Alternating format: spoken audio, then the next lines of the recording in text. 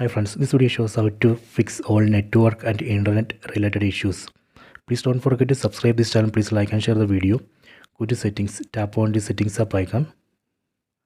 Select connection and sharing.